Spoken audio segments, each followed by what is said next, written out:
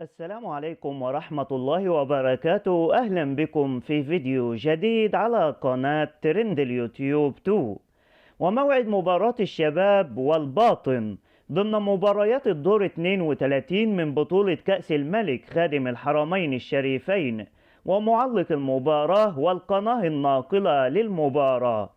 ولو أول مرة تشوف القناة بتمنى تعمل لايك للفيديو وتشترك في القناة وتفعل زر الجرس لكي يصلك إشعار بكل فيديو جديد يتم تنزيله على القناة.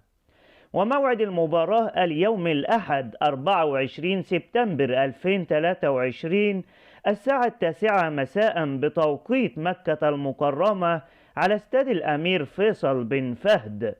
معلق المباراة عبد الله الغمدي، وسوف يتم بث المباراة على قناة SSC الأولى والخامسة HD و SD. وفي نهاية الفيديو بتمنى تعمل لايك وتشترك في القناة وتكتب توقعاتك لنتيجة المباراة.